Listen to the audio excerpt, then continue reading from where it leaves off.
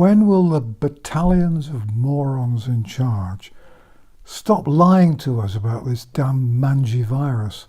At the beginning of this fiasco, I couldn't quite make my mind up whether the whole coronavirus panic was a result of a cock-up or a conspiracy. Politicians and their advisors can and do make many stupid decisions, but this has gone way beyond cock-up. It's inconceivable that so many leaders could get so much wrong unless there was a reason for their apparent stupidity. And so we're left with a conspiracy theory. Since they've taken over the world and now rule our lives without mercy, there can no longer be any doubt about what's happening. As I pointed out half a lifetime ago, if the politicians really felt that this was an important disease, they'd have done extensive testing and put the sick into lockdown, not the healthy. They didn't do mass testing though, did they? If they had done, they'd know that people have had the bug without being very ill, and that wouldn't be convenient. In my last video, I mentioned the hidden agendas behind the lockdowns and the oppression and the police states that have been created. There's a long list of the hidden agendas on my website, and if you haven't looked at them, please do. You may be shocked, you may be surprised, or you may simply have your fears confirmed. Most sensible, intelligent people now realize that the whole coronavirus crisis is a hoax, a piece of outrageous flummery. Only the terrified and the gullible can possibly still accept the nonsense about this being the new plague.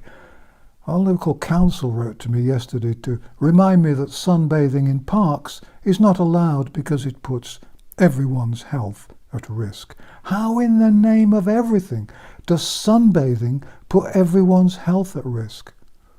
The politicians are still lying through their teeth. Here are the biggest lies they're telling. The first lie is that the coronavirus is a big killer. The numbers are wrong, completely wrong. They've worked desperately hard to push up the numbers by listing every death as a coronavirus death. No one dies of flu or cancer or heart disease anymore. They're all coronavirus deaths. If there was an aeroplane crash, the people on board would all be put down as dying from the coronavirus. The politicians shed crocodile tears over all the deaths, but they're using those individual tragedies for their own purposes. They've managed to get the global number of deaths up to 250,000, and although that's a fake figure, they seem very excited by it. But, as I pointed out in the very first of these videos in the middle of March, the ordinary flu can kill 650,000 people in a season. The coronavirus is not a big killer. It can kill, and that's always a tragedy, but for most people it's nothing more than a nuisance. And remember, the ordinary flu can kill babies, children and healthy adults. Even governments now admit that far more people are going to be killed by the lockdowns than will ever be killed by the coronavirus. Most of those who catch it have no symptoms at all. Most of the rest get the symptoms of a cold or the flu. Around 99.9% of those who catch it will recover, and that's quite similar to the flu. Around 90% of the people who die have pre-existing health problems and are even older than I am. Those are the facts. The coronavirus is no bigger a killer than the flu can be. The second lie is that the lockdowns are essential. Keeping people under house arrest is not going to help anything, but the lockdowns are doing massive damage and they're killing far more people than the coronavirus. When the lockdown was introduced in the UK, the hypocritical Neil Ferguson, the one who broke his own lockdown rules to see his mistress, had originally forecast that 500,000 Britons would die. There was talk of 8 million people being hospitalised in a country with 140,000 hospital beds. That was all garbage. As I explained in my last video, Ferguson has an appalling track record. The so-called scientific modelling may have been modelling, but it wasn't scientific. Only a complete moron would persist with keeping a country in lockdown unless there was an ulterior motive. The lockdown will not protect us against anything, but it weakens individuals and it weakens nations in every conceivable way. It even helps to ensure that there will be another outbreak in the autumn. Today in the UK, the hospitals are still shut. Patients with cancer are being untreated. Even dentists are shut. Businesses are dying. This is blatant lunacy. Is it the plan to go on with the lockdown forever? The only conceivable explanation is that there are ulterior motives. The politicians want to frighten us, they want to weaken us, and they want to control us.